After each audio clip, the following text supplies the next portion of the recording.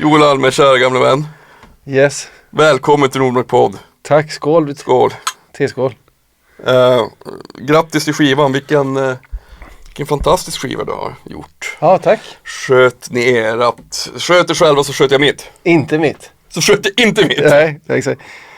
Det är en liten twist där. Ja, precis. Fan grymt att jag börjar med att uttala albumtiteln fel. Ja, men då blir det jättebra. Ja, men den är fantastisk. Ja, tack. Jag älskar den. Den är grym. Den har ju, vi ska ju prata om skillnaden. Jag gillade ju förra skivan också. Sist du var här så var det 4 år sedan. Ja. Den är ju liksom, man hör ju att det är ditt DNA såklart. Ja. Men det är, den har någon mer Croner, alltså lite mer filmisk och lite mer så här. Var det någonting som var självklart eller var det någonting som blev till? Alltså jag har väl alltid försökt få till det lite filmiskt. Alltså när jag har alltid haft film och musik som samma del. Sådär, så jag har alltid, när jag sitter och skriver kollar jag alltid på film. Jag kollar minst 3 filmer om dagen. Men du säger till Ebba, ja. Du får ta hand om barnen nu för jag ska faktiskt jobba. Ja, exakt. Ja, det är ett jävla fuskande. Nej, men det är dåligt. Alltså, men det är också det här sorlet jag är ute efter. Liksom. Men ofta så står jag mitt framför tvn med gitarr och bara spelar. Och så är jag gärna på musik också. Men just den här skivan var tänkt lite som en film. För att den ska utspela sig på ett dygn. Och, så det finns liksom en början och ett slut och sådär. Som en film. Sen uttrycket så har jag liksom kontrollerar inte det. Ja, för det visste inte jag att den var liksom så kronologisk så att den var liksom... Ja, den är inte men den i liksom förklaringen av skivan är att det är under ett dygn sådär. Sen är det är inte så som kommer ihåg den gamla tv-serien 24 att det är en klocka som tickar så om det var ja. varje minut. Ja, exakt. Ja. 16:33 så hamnade jag på 11 spårvagn. Nej, men det är inte så, utan det är mycket tankar också. När man sitter där och funderar över saker och ting, mycket tankar om saker som har hänt och så som vävs in då i det här dygnet. Hur kom det så att du valde ett dygn och ett specifikt dygn? Om man nu får fråga vad som hände. Men jag har ju gjort det själv. Jag har ju tagit mig den tiden. Från början var det väl att alltså jag tänkte, vad ska den här skivan handla om? Och sen har jag ju tänkt väldigt mycket på saker som jag har flytt ifrån och saker som jag inte minns. Det har varit någon slags grej jag har haft för mig. Min överlevnadsinstinkt har gjort att jag har förträngt så mycket. Så att jag bestämde mig bara för att och jag har gjort det nu under när jag har spelat in och sådär. Så jag åkte runt på alla ställen jag har bott på. Jag har flyttat som en galning från när jag var liten. Gått till varenda port, tagit bilder, snackat med grannar, vilka som bor kvar och och bara försökt minnas, inte så här minnas hemska eller jobbiga utan bara minnas lite vem man var och vilka kompisar man hade. Men det kommer tillbaka väldigt mycket saker när man ser bilder. Jag är väldigt lagd åt det hållet. Allt från lukter till bilder. Och det är väl för att man har bara stirrat in i en film hela livet. Så att det finns åt det hållet. Så att det är det jag har gjort. Så att, och jag har gjort det där dygnet från att sitta. Skivan utspelade sig i början när man sitter där på första vagnen sådär. Och liksom, man bara vill ha någon förändring i sitt liv. Och bara ta tag i det då. Men hade du, alltså, hur långt har du kommit i processen när du bestämde sig att fan det ska handla om det här dygnet? Eller var det så att nu utforskar det här och nu går jag igenom de här platserna och sen får jag börja skriva om det? Jag tror jag har gjort lite av det här dygnet har jag gjort under ganska många år. Jag brukar alltid varje sommar så brukar jag låna mammas cykel och så cyklar jag runt liksom. Men det är väl också att jag bor i Stockholm. Jag saknar Göteborg, jag saknar mina vänner. Och saknar väl mig själv lite på ett sätt. Även om jag inte minns vem det var. Men det är någonting som jag har känt varit lite krux i mig själv under ganska många år. Och jag vet att jag kommer aldrig bli den personen jag var en gång i tiden. Men det är bra i alla fall att vetat någonting sådär. Det där tycker jag är så jävla intressant. Det är både fint och en hemsk känsla. Ja. Jag menar, jag flyttade till Stockholm när jag var precis fyllda 19. Men det konstiga är att, och Stockholm är mitt hem, jag har alla mina vänner här. Men fortfarande så saknar jag Piteå ändå. Ja. Alltså, jag skulle ju aldrig flytta tillbaka. Nej. Det vet jag. Ja. Men det finns någonting i mig som gör att jag ibland, alltså, visst jag har min familj där fortfarande, men som gör att jag måste åka upp. Och jag tänker på den dagen när, alltså min syrra, hon är bara 3 år äldre och mina systerbarn bor där. Men den dagen inte mamma och pappa finns så tänker jag, och fan, det kommer bli svårt. Det kommer bli en jävla en kris tror jag. Ja. När inte vissa saker finns kvar som man alltid har räknat med ska finnas kvar. Och det är så knutet till platsen. Ja. Ja, verkligen. Det är så jävla... Jag får en sån här hissande känsla ibland också, bara fan shit, åren gick. Vad fan hände? Ja. Du vet. Jag blev den jag blev också. Man är ju den man alltid varit, men man har också blivit någon annan. Ja. För att miljön också har gjort att man är liksom... Ja, men verkligen. Man har kvar sitt DNA där, men det är också helt spritt. Ja, exakt. Men hur känns det när du är där uppe? Känner du så här, jag måste härifrån? Nej, det är tvärtom. Alltså förr var det så. Förr var det så att efter typ 3 dagar bara, eller 4 dagar bara, fan nu säger jag att jag fått ett gig och så drar jag. Ja. Men nu kan jag vara hur länge som helst. Jag tycker det är så jävla... Jag tycker jag liksom... När man också blir äldre så ser man ju också världen ur andra ögon. Så här. Man helt plötsligt så gillar jag att gå i skogen. Det gjorde jag inte förr. Nej. Det fanns aldrig något tålamod för det. Nej. Det är sådana saker som jag tycker bara sitta och glo är grymt tycker jag. Ja, jag håller med. Men jag menar, alltså, kan du hitta inspiration i den? För det blir ju det blir ju en eskapism också att liksom, kanske också att skriva om det. Man kommer ihåg det samtidigt som man så här, shit, det var den tiden. Ja, jo, det är ju som olika lager man får gå igenom. Och jag vet inte, man kan ju lätt få en bild att man vill romantisera en gammal tid och sådär. Jag har mer letat efter inte mig, men jag har bara letat efter minnen som känns bra. I det så har det funnits någonting som jag som man tar med sig bara, och jag vet inte, spelat med några barn och sådär. För jag har ju märkt det när jag har liksom gått igenom de här grejerna och gjort de här grejerna, så har jag blivit stabilare. Men som det där tålamodet eller som du snackar om också. Att jag går inte bara runt i den här rastlösa, skavande känslan hela tiden. Utan, för man kommer ju inte undan sig själv var du än drar liksom. Så blir det ju så. Har du försökt det någon gång? Ja. Enda gången kanske när jag duschar så kan jag känna en viss lugn. Typ så här, okej. Jag känner ett visst lugn när jag duschar. Ja. Ibland när man spelar eller något, när det känns bra. Ja, och man bara, exakt. det kan ju också vara fruktansvärt. Men ofta så är det ju väldigt bra. Ja, exakt. Det är det verkligen. Ja, verkligen. Så pass långt har man kommit till att jag tycker att nu kan man ändå det man gör. Ja. Så oftast känns det bra. Men alltså, jag vet inte hur många gånger man har liksom när livet har kraschat och så bara, jag sticker väl till Los Angeles i 3 månader. Ja. Eller och så tänker man, här kanske man ska bo. Men sen kommer jaget i kappen. Ja. Även där. Ja, och så börjar man bara, fy fan. Nu måste jag hem igen och ska man börja gräva i det här diket. Ja. Nej, Vad är det för fel? Ja. Varför vågar du inte bara ta fighten? Nej, men jag tror ju väldigt mycket sådär, städer och sånt utplånas ju efter ett tag när man blir lite äldre. Det handlar ju väldigt mycket om vänner. Och jag uppskattar ju väldigt mycket sådär, och det är utan att jag har fattat det, men jag uppskattar ju väldigt mycket såhär, trygg familjesituation. Att jag längtar efter det. Om jag tar min dotter, vi vill ju redan nu börja med att sätta på så här julmusik och tända ljus på morgonen. Det är sån symbolisk trygghet.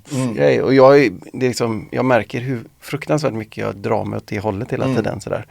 Samtidigt när man håller på med musik så måste man ut i det här. Men var det någonting som du själv kände att den tryggheten var någonting som du själv liksom har saknat också i hela ditt liv? Så att du alltså dels såklart vill ge dina barn en trygghet. Men att du också så här, fan, jag måste också ge mig själv den tryggheten. Ja, jo men lite så. Det har väl varit perioder, jag har ju också haft har väl någon slags, oavsett var jag kommer från, någon slags rastlöshet i mig. Men ja, det är klart, man vill ge dem det. Det är ju en väldigt, ja, det är sån grundläggande känsla. Men nu är mina barn är lite äldre. Jag har ingen sån naturlig läsa sagor längre och så. Ja. Jag får ju typ köpa dyra jackor och sånt för att få tillbaka rollen. Stockholmsstilen. Sådär, man bara, ja. Du bara, kolla vad jag har köpt. Ja. Yes, nu ligger jag på plus igen. Ja, exakt. Ja, man lurar sig. Sopiga beteende. Ja, exakt. Men jag tycker det är så intressant att se från skiva till skiva att det kommer att det blir olika liksom, teman såklart. Men en del artister skriver ju i princip, det beror på vilken musik det är. Men det känns som att du hela tiden vill ha att berättandet är så pass viktigt. Och text är någonting som jag själv tycker är liksom, blir också bara viktigare och viktigare. När man läser och bara, fan det där var, fan vilken snygg. Jag kommer inte ihåg om det är första låten du sjöng att man är dålig på att vara, man är bra på att vara själv, vad fan är det du säger? Man är bra på att vara ensam. Man är bra på att vara ensam men sämst på att vara själv. Ja, sämst på ensamhet. Sämst på ensamhet. Ja. Det är en sån jävla fin, en fin rad och också träffande och hemsk. Ja, jo. Men för att såhär, det är också det som är så fint med musik, att man kan känna igen så texterna, liksom när det är bra texter. Ja. Hur funkar det för dig när du, jag menar, jag vet ju det här att skriva text, det är ju inte så att man bara helt plötsligt så har man fantastiska texter, det krävs ju hårt jobb. Ja, jo, absolut. Ja, men vissa grejer går ju fort och vissa går långsamt. Jag har alltid den här, men det är också, jag vet när jag spelar in i studion, så jag har spelat in med samma Mattias Glavor under väldigt lång tid, så att det är jäkligt skönt att ha någon som vet vem jag är och vet när det inte blir på riktigt. Som sitter där, för alltså alla kan ju skriva en text och det kan jag ju också göra, och ibland skriver man ju texter som är bara väldigt pretentiösa. Men då är det då har jag i alla fall någon som kan säga så här, men din idiot, du fattar väl att det här är så här, ja men du vet, det där kan du inte sjunga. Så att jag har ju den pressen på mig, så att jag har lagt upp att allting jag skriver om har hänt. Det är inga, och försöker det att jag älskar ju så här, lyssna på Nina Simone eller Jonathan Richman när det är att uttrycket, att man behöver inte göra texterna för smarta och inte för mycket metaforer, bara ha det så, utgå från sitt riktiga liv. Jag har den känslan hela tiden att det måste ha hänt, och försöker inte göra det så komplicerat. Det är ju så jävla intressant att det är ju, och tur att alla också skriver olika på det. Alltså vet, att man har olika uttryck sådär. För att jag menar, det är ju fantastiskt att läsa en fiktiv text också om den är bra. Ja. Såklart. Ja, men det är, jag tror de som inte skriver text tror att det är någonting som är att man om man gillar det, om man skriver text så är det någonting som man per automatik har en stark passion för när man håller på musik, och det behöver ju absolut inte vara fallet. Det kan ju också, det finns ju en hur gör du? Nej, det är ett fruktansvärt moment. Nej, men det tar lång tid. Alltså, när jag väl sätter mig och skriver, då kan det gå fort. Men jag tycker liksom, musiken är alltid så, den är alltid lustbunden. Så känner jag också. Och med texten är det kan kännas ett välbehag när jag lyckas få till det. Bara, fan, det här blir inte så dåligt som jag hade tänkt. Man siktar ju mot månen och så är man nöjd med en grantopp ibland. Exakt. Men det där är svårt. Ibland går det skitsnabbt och ibland så måste man göra om det. Det är så jävla frustrerande tycker jag. Har du någon du litar på?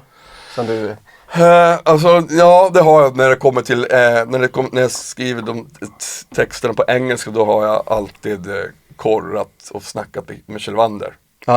Därför att han växte ju upp i USA, så han är så jävla bra på språket. Och då kan han säga så här, där tycker jag att du borde ändra det eller så. Men när det kommer till svenskan så då bryr jag mig inte. Det kommer från den dialektala mutationen är så sjuk. Jag fattar. Peter Paul. Så att då kan jag slänga in något sånt ibland, jag tycker att det är lite kul liksom. Inte nu bondska, men vissa böjer så att när man skriver på när språket är på ens modersmål så kan man kosta på sig, eller då har man råd att ha lite mer distans. Ja. På engelska är det liksom, hur man än vrider och vänder på det så blir man lite reducerad som person tycker jag. Jo, så blir det. Hur känner du? Jo, jag kände det med... Du ändå gjorde 3 på engelska, eller? Ja, exakt. Nej, jag kände väl att jag hade gjort den grejen. Det var ju liksom 3 skivor med kärlekslåtar. Jag ville ju göra så här Roy Orbison-texter och Supremes texter. Alltså jag gillar det så här enkla, så här, I miss you, I love you. Ja, men alltså att det var, jag gillade lite det där naiva. Och tänkte väl inte så mycket på texter.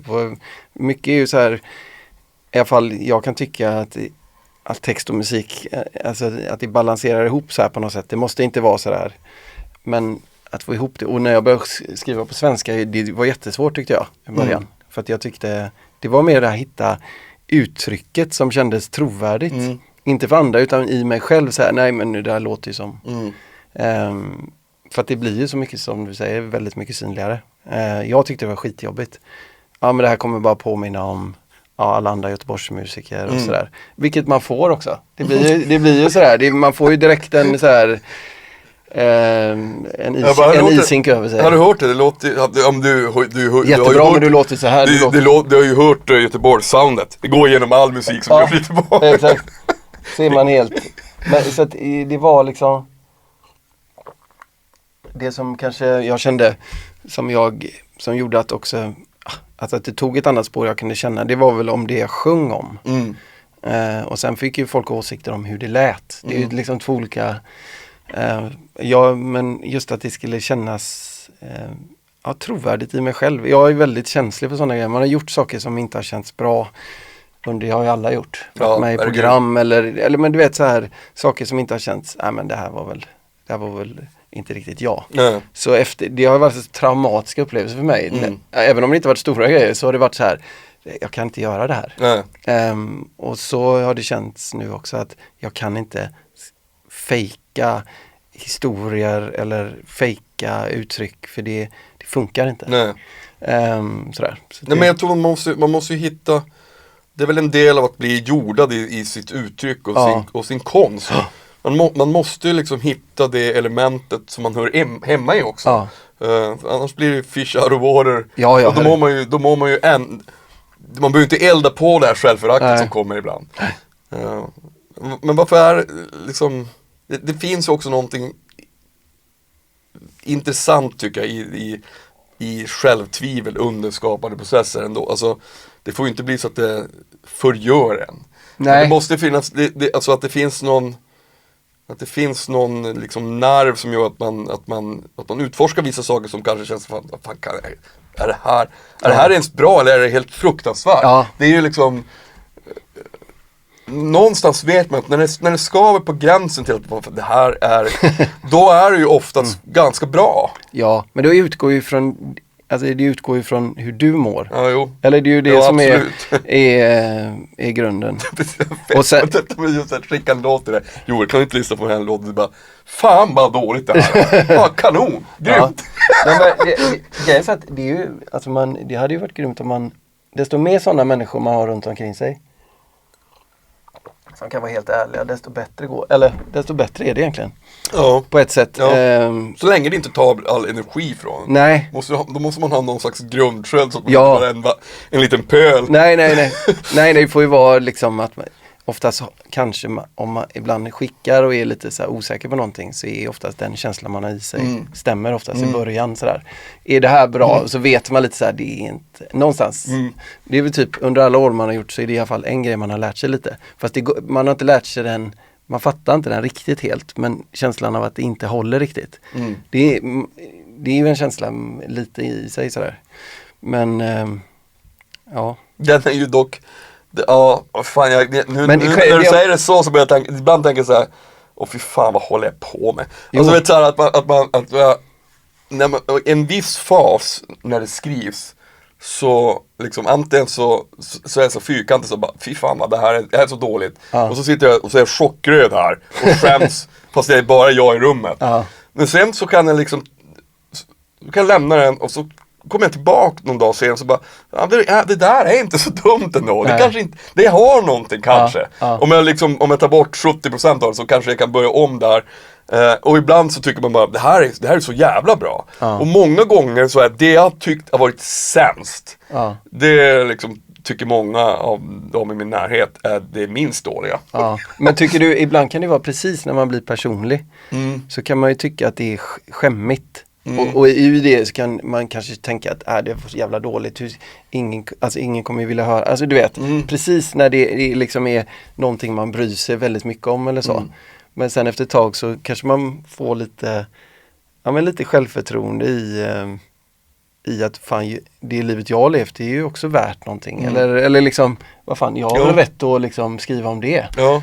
Men hur gjorde du när du kände tvärtom när mitt liv är inte värt att leva? Alltså vad har jag gjort? 90% av... Precis, det ska man ju fan inte glömma. Nej men alltså det är så two-faced.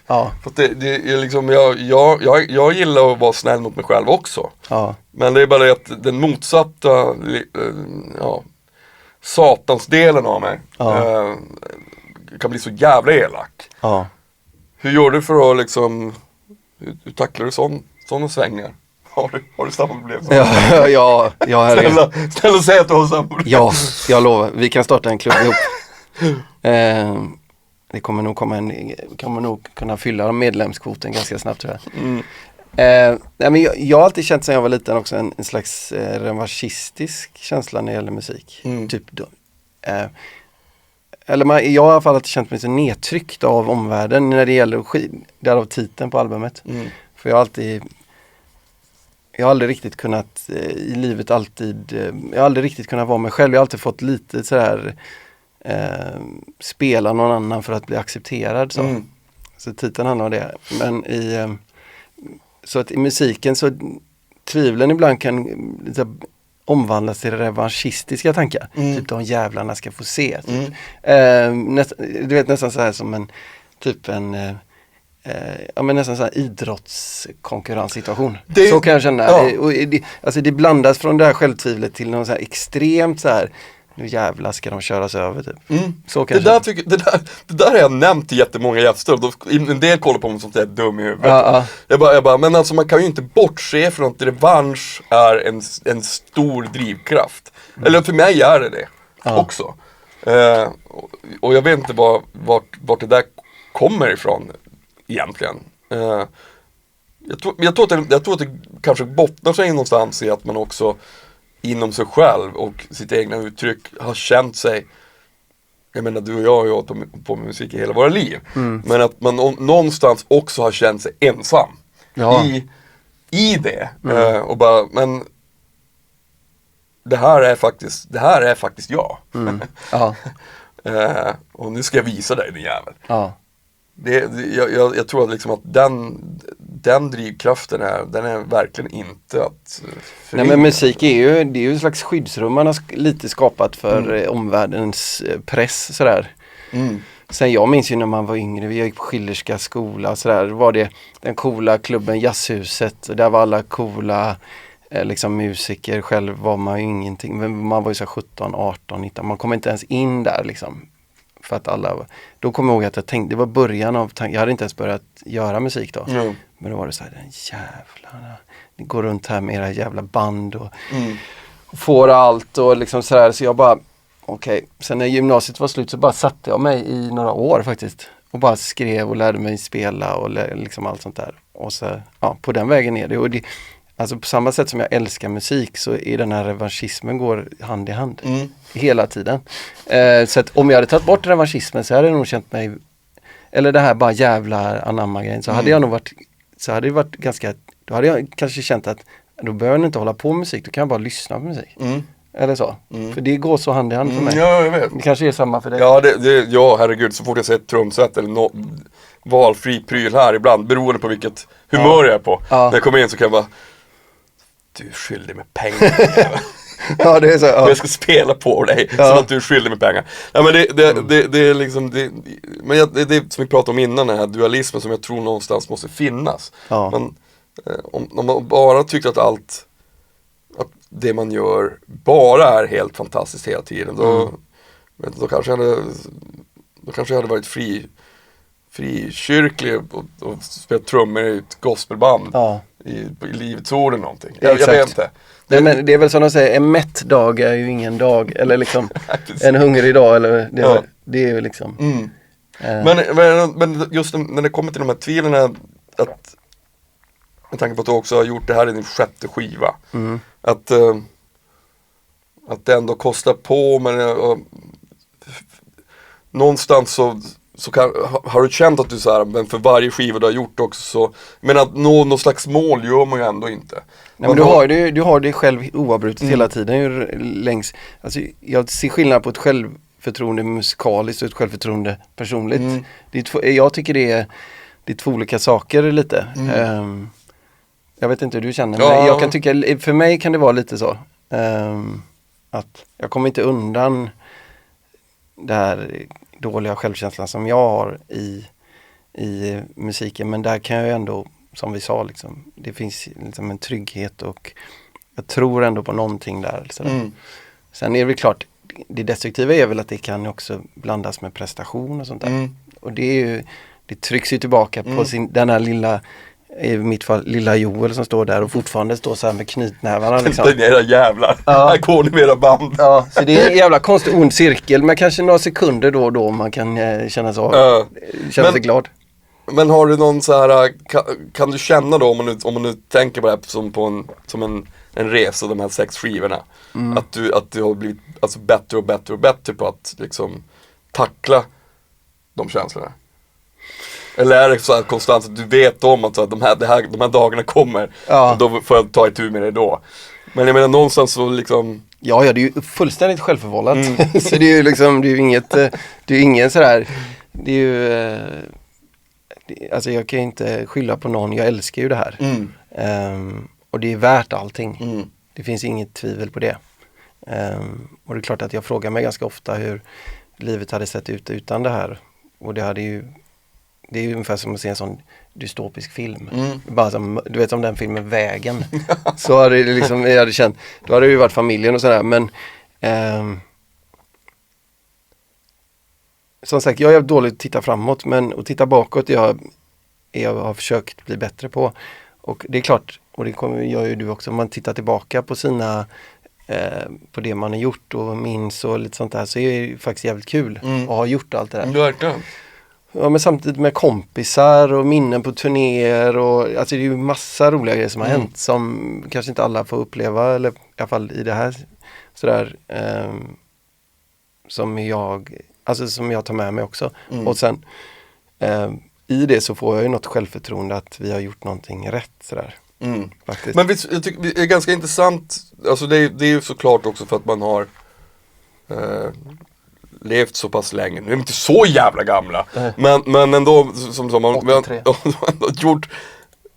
gjort ganska mycket utan att låta liksom självgod.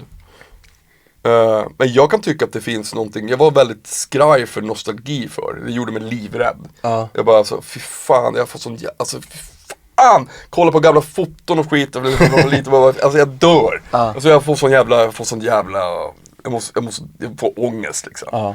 Det dyker upp, alltså inte att det är dåliga minnen. Jag tycker bara att det är liksom vemodigt på något sätt. Men jag vet inte vart vemodet kommer ifrån. Nej.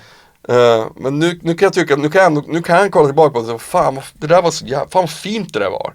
De känslor som jag var totalt livrädd för.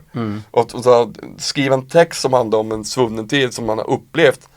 Och jag bara, men alltså, varför ska jag mår ju tillräckligt dåligt för mig. Varför ska jag ner i det där diket? Jag vet ju vad det är för fula fiskar där som jag simmar omkring. Det här har ju ingenting att göra. Nej. Men det är så intressant att det ändras med tid. Så att det som förr räddes kan du liksom, det kan man hitta någonting fint i. Ja, jo verkligen. Men finns det också någonsin så här, har du funnit något svar med när du har skrivit den skivan? Alltså, att uppsöka de platserna och den tiden och liksom om jag har hittat någonting liksom. Ja, alltså inget så här, ja just det, typ där. Men det kan vara allt från så här, just det, jag brukade gömma nyckeln där. Och så kommer det något annat. Jag minns Jag träffade min fru och hon hade en son sen innan. Och vi hade massa Lego. Eller de hade massa Lego. Och sen när jag började leka, det var ju det här vanliga, du vet det här rymdlegot med du vet den här trasiga rymdhatten och så. Ja. Vi gjorde såna här, man gjorde olika liksom, rymdfarkoster och så. Då bara transporterades jag ju direkt till jag och min bästis. Vi satt hemma och lekte med Lego och sådär. Han var helt bortskämd och fick alla jävla dyra grejer så jag bara satt där så här, men hjälpte till att bygga ändå. Men samma har det ju varit nu att alltså, det har hjälpt mig ganska mycket med de här billigt se vissa saker för att transporteras till något annat. Sen, alltså jag vet inte vad det har gett mig förutom lite mer ro liksom och bara kunna liksom ha lämnat någonting. Alltså att det är så här, det är typ som att men man river någonting och kastar det så där. Nu var det klart liksom. Så har det, på det sättet har det hjälpt mig lite. Hur känner du när du är klar med en skiva så här? Får du den här, bara, fan, jaha, nu var det klart. Alltså, inte vet, alltså det är en liknande känsla i det. Ja. Alltså så att man bara fan, alltså, vi båda älskar ju oss och såklart att spela musik men också att skriva musik. Ja. När det stämmer så är det fantastiskt. Men det kan också vara efteråt att man bara, jaha, Jo. Herregud, vad fan, jaha, då var det klart. Och då tänker jag alltid, men nu kanske man får spela lite grann och så får man, det blir inte en förlängd arm. Nej. På den här skapelsen. Och du ska ju spela mycket i höst. Ja. Så det är ju helt grymt. Men är det en känsla som du också kan känna igen dig? Ja, verkligen. Jag tycker mer att det är så här, det är aldrig när någonting jag tycker alltid när det är så här liksom man är på väg upp för någonting, aldrig ett avslut eller en början tycker jag aldrig speciellt. Jag tycker mer, det är liksom det är en känsla av att nu är det på väg åt rätt håll. Då njuter jag lite. Sen håller jag med om den här lilla tomheten som kan komma när någonting är klart för att man har blandat i så mycket i ett projekt i personligt och tid borta från familj och allting och så att man helt plötsligt får en knytnäve i ansiktet. Typ så här, var det värt det? Var det värt det att saker du har sabbat under vägen? Typ så här, var det värt det? Köp en dunjacka. Ja, just det. Nu går jag och shoppar. Nej, men Så kan jag ibland känna så här, men att man har varit liksom, att jag har varit så stängd i huvudet under en period och otillgänglig kanske. Om det var värt det, då kan jag känna så här, fan jag borde jobba, som jag alltid tänkt, jag borde jobba på någon fritidsgård nu med ungdomar typ. Så känner jag ganska ofta. Men det är en gång det som vi pratade om innan, att jag tror att man har ju alltid ett ifrågasättande. Ja. Med allt man gör, det sparkar åt alla håll. Ja. Sådär. Men samtidigt så liksom, i slutet av dagen så tycker man ändå att det är värt det. Och, Men hur mår du när vi säger, hur är liksom standardmåendet när du går upp på morgonen? Men jag har blivit så jävla jämn nu.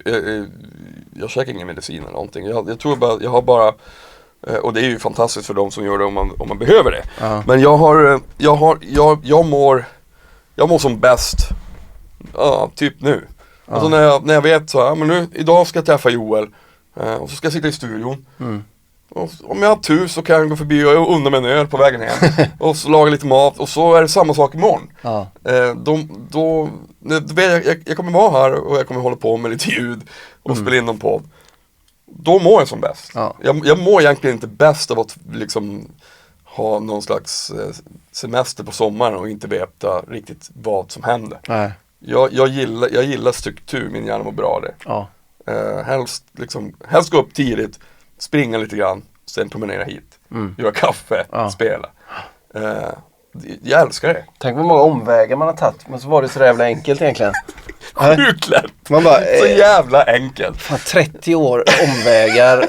Var det bara det där? Och så var det de där grejerna som behövdes. Varför fan var det ingen som sa det först? Nej, men det är man ofta sa, men jag menar det som du sa att du kollar på film och spelar. Det är väl också att det yrket vi har, så mår man kanske inte alltid bäst av att vara liksom helt. Så visst att det finns ju en slags frihet och ansvar. Men som du sa att det inte finns någon början eller slut. Man skriver ju hela tiden. Ja. Och det går också i perioder. Ibland så börjar det så jävla, det är inte ens tänka på att skriva musik. Men när man är i den där ådran där det får vara fullt spjäll, eller när det får bara vara. Det kan vara liksom lugnt, men det kan också vara stormigt. Då vill man vara där. Och det är fantastiskt. Men nu ska du spela i höst massa. Vad tycker du är... jag menar, jag fattar att det kan vara jobbigt att vara borta från familjen så här, men det är ändå någonting som är att ut och jobba igen på det som man faktiskt också skriver för. Tycker du att det är... Vilket föredrar du? Den kreativa processen att skriva eller att spela live? Egentligen, nu tycker jag det är faktiskt jävligt kul. Nu är det liksom som en road movie när vi... Och jag är ju alltid helt nervös och så innan spelningar och så. Men det är ju några av mina bästa kompisar sådär. Så det blir ju jävligt kul. Vi sitter ju i en buss och liksom har varandra sådär. Och man åker genom landet. Det är ju underbart ändå. Det är fantastiskt. Sen har jag ju mina tricks och rutiner innan som kan, alltså som påminner om en liksom väldigt instabil människa innan jag går på scen. För att liksom få lite grepp om det sådär. Men resten och sen efter 2 låtar så är det ju fantastiskt liksom. Så att jag brukar börja mer och mer tycka att det är helt härligt att vara ute och spela. Tror du inte att den här, liksom att man är nervös innan vi har hållit på med det här så jävla länge? Jag är också det. Inte så att det är okontrollerat, men det är verkligen skarpt läge. Och jag tror att när den känslan försvinner, då kommer man inte gilla det lika mycket, tror jag. Så ju större insats, desto större belöning. Alltså att man håller på, man håller på med underhållning. Och när man zoomar ut så bara, vem fan bryr sig? Fast när man står där på scen så är det så på sånt sjukt blodigt allvar. Visst är det ganska grymt ändå att någonting kan vara att det faktiskt är också, jag skulle vilja säga, det är också mer än bara underhållning. Det finns någonting, det finns ju ett samtal och man delar en tid med andra människor i ett rum, oavsett om det är 5 pers eller 5000. Nej, jag håller helt med dig. Det är ju någonting kanske som inte går att sätta ord på riktigt. Som är liksom, alltså när man själv började lyssna på musik och drömma och kolla på, man köpte så här live VHSer och kollade på allt från James Brown till Van Morrison och allt sånt där och bara se, så har man ju drömt om det där. Och det var ju en känsla som bara, alltså när man såg det där så var det ju bara en känsla sådär. Och det är klart att de filmerna finns ju alltid kvar när man ställer sig på scen, så finns det ju en känsla att man gör det för att det har varit en liten dröm någon gång sådär. Så att det är ju jättefint. Och jag håller med dig om att om nervositeten försvinner och man bara blir någon slags företagsledare som går på med headset typ, så är det ju så är det såklart, då ska man nog lägga av. Precis. Men gudskelov så ska inte du göra det än. För du har ju fortfarande superkul. Ja, men du, vad heter det på... vart ska ni spela i Stockholm? På Cirkus. Ni ska spela på Cirkus? Ja, då ska jag komma och kolla. Fan vad fett. Missa ej Joel Alme. Och missa inte hans skiva, den är helt jävla överjävlig. Tack för att du vill vara min gäst, kära vän. Nu skiter vi där. Yes.